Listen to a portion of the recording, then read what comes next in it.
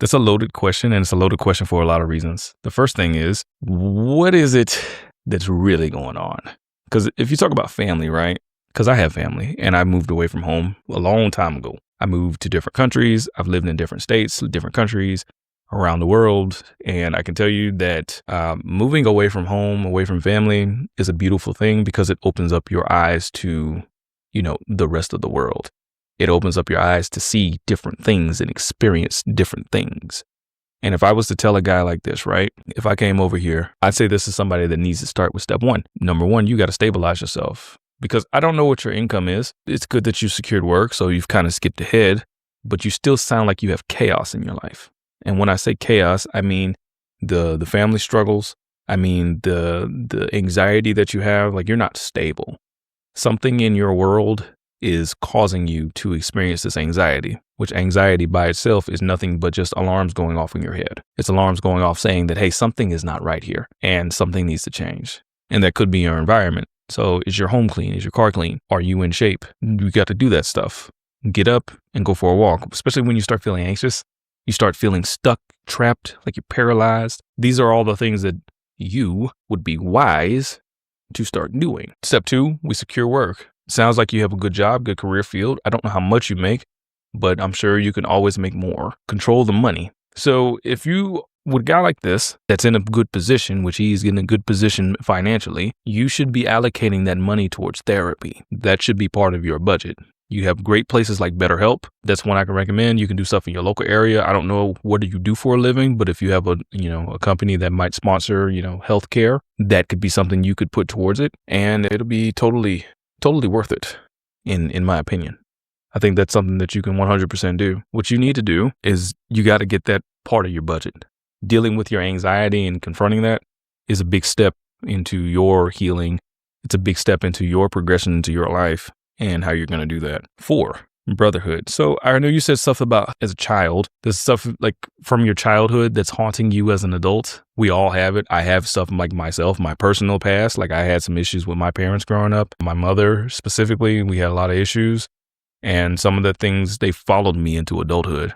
They did. And they affect me to this day. For example, you don't think it's a little weird to you, but I have a sensory thing with smacking. I don't like people that chew with their mouth open or have to stuff like that. It drives me bonkers. I'm telling you, like the sign of it. But all of this stuff started in my childhood.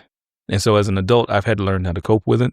I've done therapy and I've had to learn how to communicate with other people so that I can move forward in life and not let my past experiences scar me and keep me from doing the things I actually want to do. But I'd say that building a brotherhood, I ask a guy like this, I read something like this, and I think to myself, just from reading this, you didn't mention anything about having strong people around you to help navigate through this.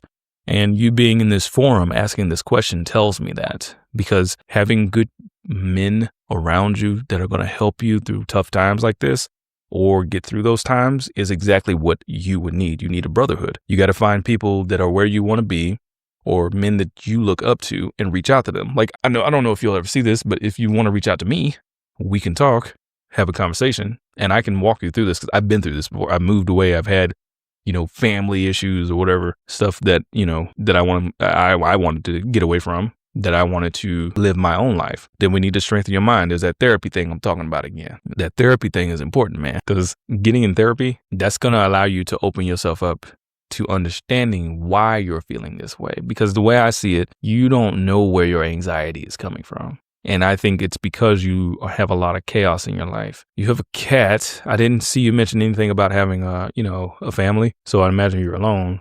And it makes me wonder, how's your dating life? Are you socially awkward? These are factors in keeping you that way. Because maybe if you had, if you had a nice, lovely lady that you were dating, talking to consistently in person, that could change your, feeling of how life feels. Because you don't necessarily live for your family that, like your extended family, you live for the family that you're going to eventually create. And then when you got to create a vision, I did not hear you talk about any real goals except for wanting to get away from everything that's going on around you. 100% your environment's affecting you. So we do have to get away. How do you overcome that anxiety?